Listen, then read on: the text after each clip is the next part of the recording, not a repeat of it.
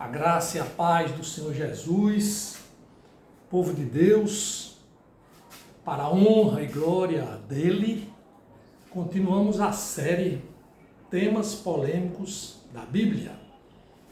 Tema 1, Dízimos, quinta parte. Bem, meus irmãos, estão lembrados, do que já vimos até agora nos 4 vídeos passados? Bem, vamos resumir, para não perdermos o foco.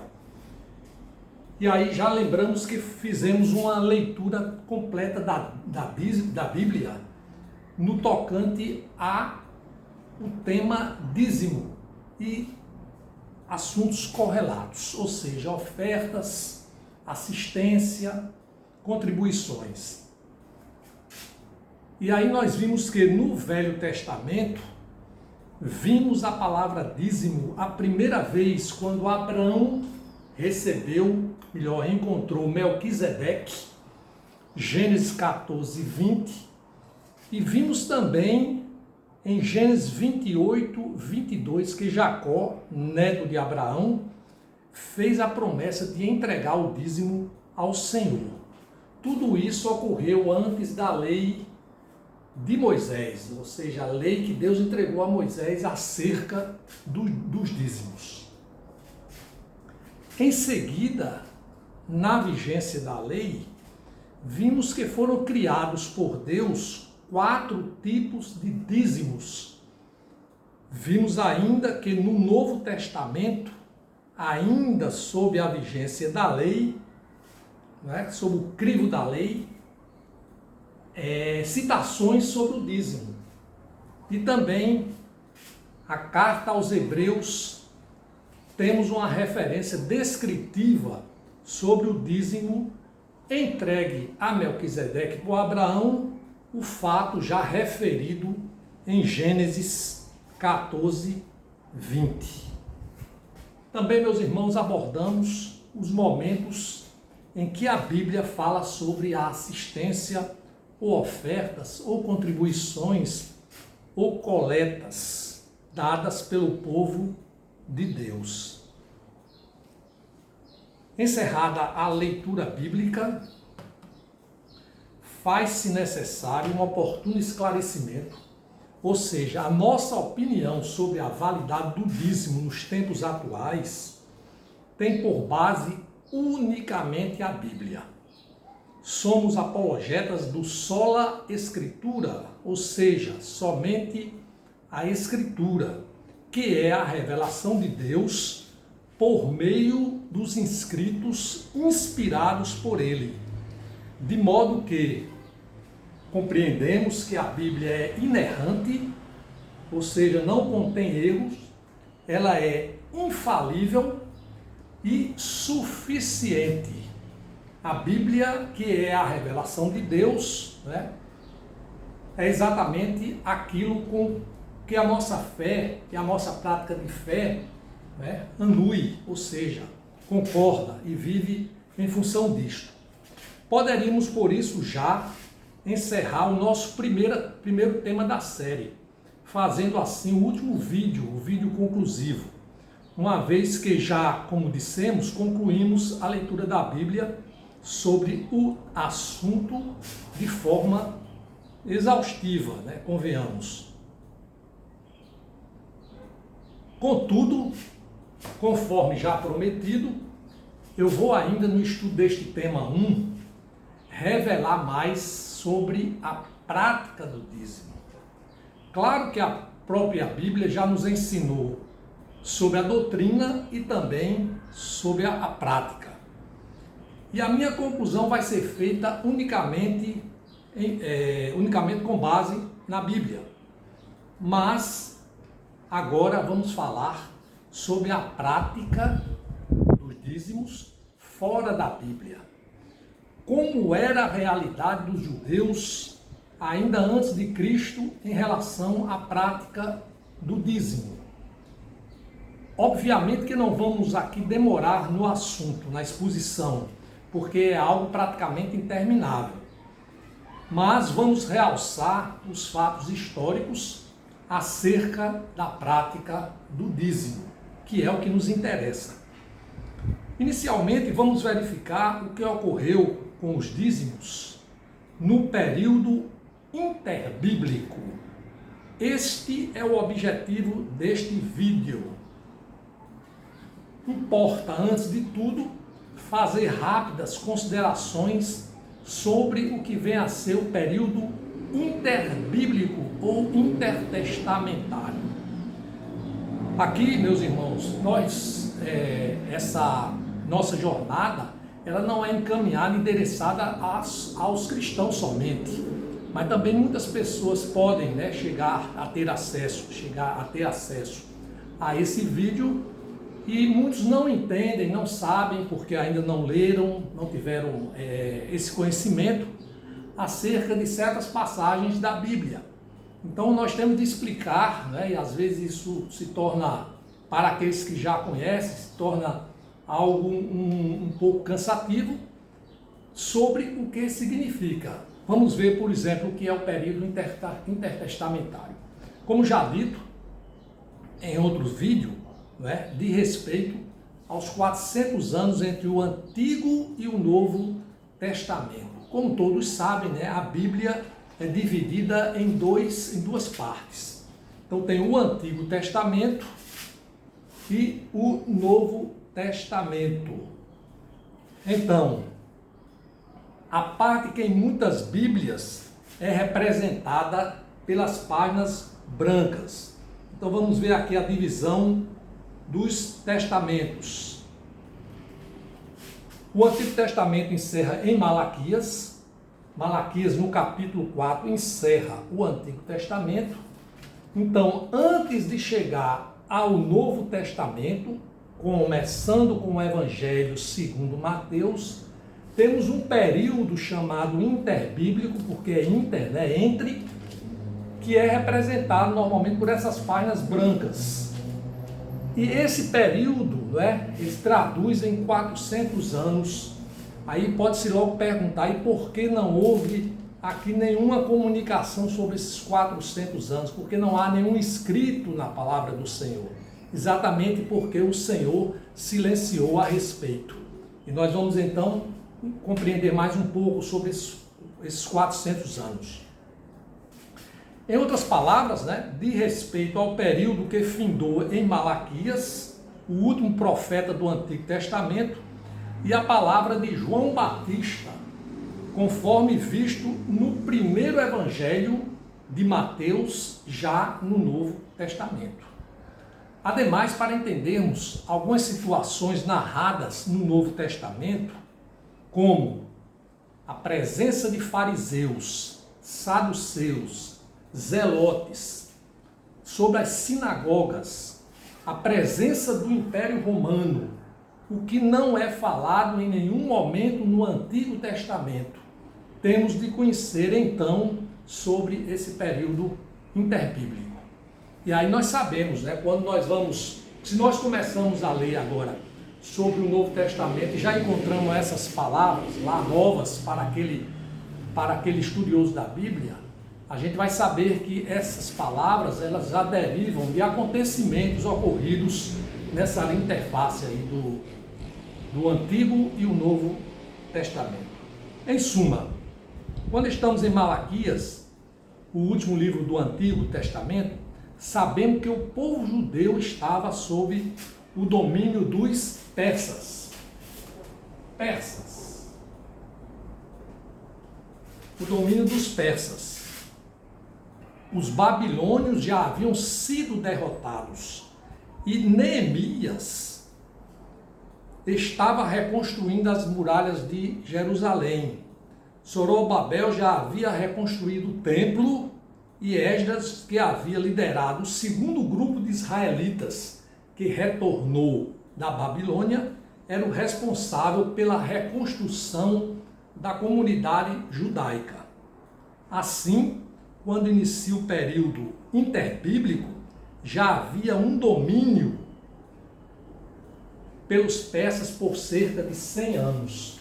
Os persas passaram cerca de 200 anos o Império Persa durou cerca de 200 anos. 100 anos já é contado no Antigo Testamento, e os 100 anos derradeiros, a metade, faz parte do período interbíblico. Então inicia o período interbíblico aqui, ó, com os persas dominando.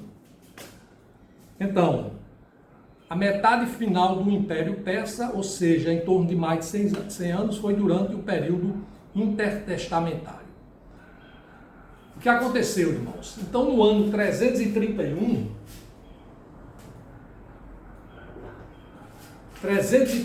a.C., os persas são subjugados pelos gregos, tendo à frente Alexandre o Grande, ou seja, o período conhecido como período helenista, que durou de 331 a 167 antes de Cristo. Aqui os gregos, esse período do Império Alexandrino. Então Israel, que estava sob o domínio dos persas, passou para o domínio dos gregos. Alexandre viveu pouco, morreu em 323 a.C. Sucederam-lhe então 4 generais: Ptolomeu, Seleuco, Cassandro e Filipe. Ptolomeu, Seleuco, Cassandro e Filipe. Destaquem-se desses generais, desses comandantes, a dinastia dos Ptolomeus e a dinastia dos Seleucidas. Os Ptolomeus na Grécia e os Seleucidas na Síria. De modo que a Judéia, Israel, ficou à mercê por um tempo de uma dinastia e outro tempo de outra dinastia. Tudo da Grécia, gregas. Por exemplo, em 223 anos antes de Cristo, os Seleucidas exerciam poder sobre Israel. Estava sob o comando de Antíoco Epifânio.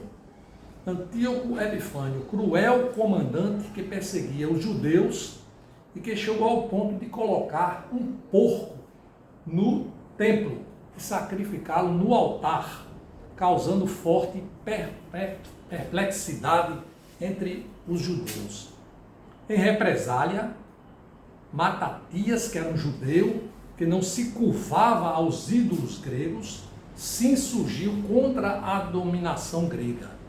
Porém, foi um dos seus 5 filhos, o Judas Macabeu, que, se refugiando no deserto com outros judeus, formaram um exército, de modo que a conhecida revolta dos Macabeus, ocorrida em 767 anos antes de Cristo, representou a vitória do povo judeu sobre a dinastia dos Seleucidas, nascendo a dinastia dos Asmoneus, que trouxe momentos de paz aos judeus.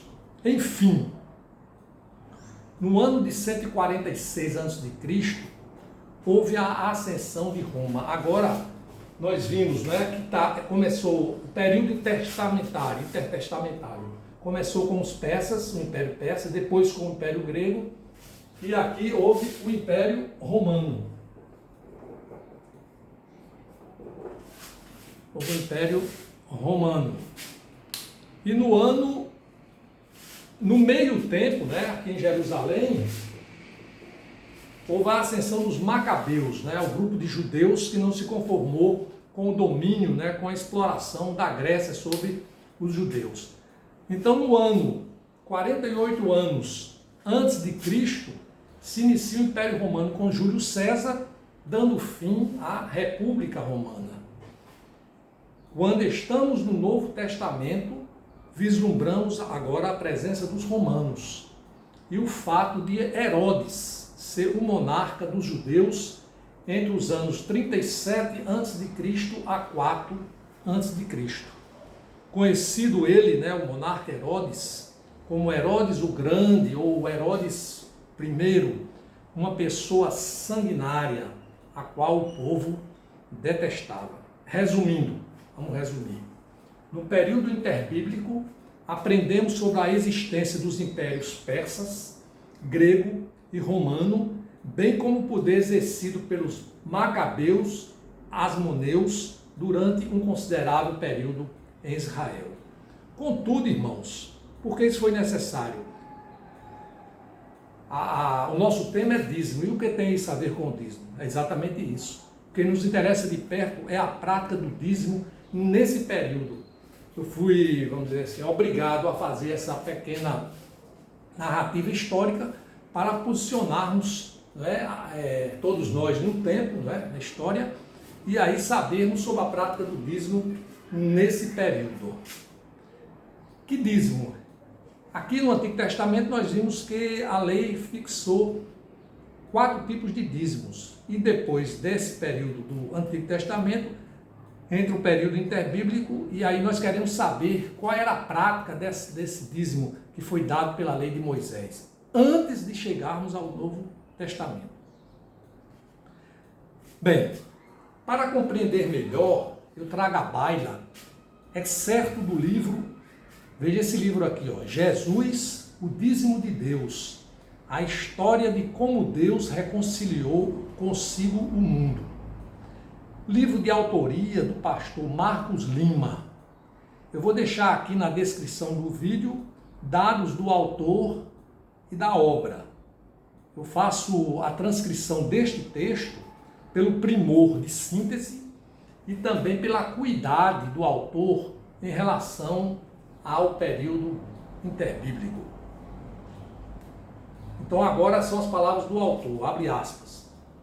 Israel, eu vou fazer uma revisão do que eu falei agora, né? Então veja agora na palavra do autor. E a importância disso é que o autor acrescenta alguma coisa que é necessária para a compreensão, né, da prática do dízimo nesse período. Veja bem, Israel estava sob o controle do Império Persa entre 532 e 332 a.C. Os persas deixaram os judeus praticarem a sua religião com pouca interferência, até mesmo dando permissão para reconstruir e adorar no templo. Segundo Crônicas 36, capítulo 36, versículos 22 e 23, livro de Esdras 1 a 4. Esse período inclui os últimos 100 anos do Antigo Testamento e mais ou menos os 100 primeiros anos do período intertestamentário. No ano 333 a.C., Alexandre o Grande derrotou Dário da Pérsia, introduzindo assim o reinado grego no mundo. Alexandre foi um aluno de Aristóteles e era bem educado na filosofia e políticas gregas. Ele exigiu que a cultura grega fosse promovida em todo o território conquistado. Como resultado, o Antigo Testamento foi traduzido ao grego, tornando-se a tradução conhecida como Septuaginta. Alexandre permitiu liberdade religiosa aos judeus. Olha cá, Alexandre permitiu liberdade religiosa aos judeus, apesar de fortemente promover os estilos de vida gregos. Isso não foi uma boa direção dos eventos para Israel, já que a cultura grega era uma ameaça a Israel por ser muito humanística, mundana e que não agradava a Deus. Depois que Alexandre morreu, a Judéia foi governada por uma série de sucessores.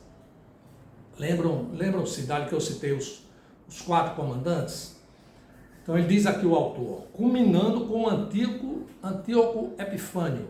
Ele fez muito mais do que recusar apenas liberdade religiosa aos judeus. Em mais ou menos 167 anos antes de Cristo, ele aboliu a linha do sacerdócio, profanou o templo com animais impuros e um altar pagão. Veja Marcos, Evangelho de Marcos 13, 14. Isso foi uma espécie de estupro religioso. Ele chegou a ser conhecido como o anticristo do Antigo Testamento. Eventualmente, a resistência judaica Lembra que eu falei sobre Macabeus, né? Matitas, depois Judas Macabeus, o exército que foi formado no deserto. Então a resistência judaica a Antíoco restaurou o sacerdócio e resgatou o templo. O período que seguiu, no entanto, foi de guerra e violência. Em mais ou menos 63 anos antes de Cristo, Pompeu de Roma conquistou a Palestina, colocando toda a Judéia sob o controle de César. Essa seria a nação que muito exigiu dos judeus, controlando-os demasiadamente. As culturas romana, grega e hebraica agora estavam misturadas na Judéia, com todas as 3 línguas faladas comumente. Fecham-se aspas. Voltando aqui para mim, percebe-se que durante os 400 anos do período interbíblico, as pessoas, os persas e os gregos não interferiram muito na religiosidade ou na religião dos judeus. De modo que isso já nos permite, deduzir na prática que a cobrança dos dízimos seguia a lei específica dos judeus, tal como Deus concedeu a Moisés. A não ser naquele período com Antíoco Epifânio, que perseguiu cruelmente os judeus. Por fim, os romanos também exigiram muito dos judeus. Porém, há relatos no Novo Testamento de que nos demonstra de que o dízimo continuava sendo cobrado nos termos da lei de Moisés, conforme mesmo Jesus nos assevera no primeiro evangelho, Mateus, capítulo 23, versículo 23. A propósito, nós estamos verificando a prática do dízimo no período interbíblico. A propósito ainda do dízimo no período interbíblico, segundo o estudo, agora eu estou trazendo à baila outro estudo, um estudo bíblico do professor Edilamar Lima, informações aqui na descrição deste vídeo, há entendimento de que o dízimo no período interbíblico grego era entre aspas, diz o autor, tributo pago a Deus pelo uso da terra, porém destinado ao culto e ao amparo social. Assim é possível perceber que praticamente não difere da prescrição da lei de Moisés. No tocante ao dízimo no período interbíblico macabeu, ensina o referido professor em relação aos dízimos que, abre aspas, os sacerdotes tinham autonomia para recolher dízimos e tributos para o templo, que eram usados para as despesas do culto, para seu sustento e enriquecimento. Fecham-se aspas. Por sua vez, abrem aspas, os asmoneus tentaram controlar os dízimos em seu próprio benefício. O dízimo era dividido em 3 partes, 1/3 para os amigos dos sacerdotes e levitas, 1/3 para o tesouro e 1/3 para os pobres e associados. Ele coloca aqui uma pergunta entre parênteses, sacerdotes comuns de Jerusalém. Fecha-se aspas. Digo eu, e em acréscimo ao professor que, no período interbíblico, os livros apócrifos 1 Macabeus, Eclesiástico e Tobias registram o costume da prática do dízimo pelo povo judeu, inclusive sobre o recolhimento dos tipos de dízimos que já apontamos. Mas por que nos valemos desses livros? 1 Macabeus, Eclesiástico e Tobias. Se eles fazem parte da Bíblia católica e são considerados livros deuterocanônicos ou apócrifos. Bem, primeiro, para quem não sabe, são assim considerados deuterocanônicos ou apócrifos, esses livros, porque não estão incluídos no cânon bíblico. Aqui, eles não fazem parte do cânon bíblico da Bíblia que nós utilizamos. Ou seja, não são livros inspirados na revelação divina, mas considerados importantes como relatos históricos de um período que não está descrito na Bíblia, ou seja, o período interbíblico, ou seja, o período do silêncio de Deus. O silêncio de Deus, contudo, não significa que Deus não tenha agido nesse período, mas não se compreende aqui, nesse período, sua revelação. Irmãos, para saber historicamente sobre a prática do dízimo no período em estudo, vamos então citar, aqui já vamos falar sobre esse período do interbíblico ainda, vamos citar versículos da própria Bíblia Católica. Segundo a editora Ave Maria, o link está na descrição do vídeo, certo? Vamos colocar o link e vamos fazer agora a citação de cada passagem sobre o dízimo, como era praticado. Veja bem, livro Tobias, capítulo 1, versículos 6 a 8. Dirigia-se ao templo do Senhor em Jerusalém, onde adorava o Senhor, Deus de Israel, oferecendo fielmente as primícias e os dízimos de todos os seus bens. De 3 em 3 anos dava aos prosélitos e aos estrangeiros todo o seu dízimo. Esta e outras práticas semelhantes da lei de Deus tinha observado desde a sua infância. Agora o livro 1 Macabeus, capítulo 3, versículo 49, diz assim: trouxeram os ornamentos sacerdotais, as primícias e os dízimos, e mandaram vir os nazarenos que haviam cumprido o tempo de seu voto. 1 Macabeus, agora capítulo 10, versículo 31. Que Jerusalém seja sagrada e isenta com seu território dos dízimos e dos impostos.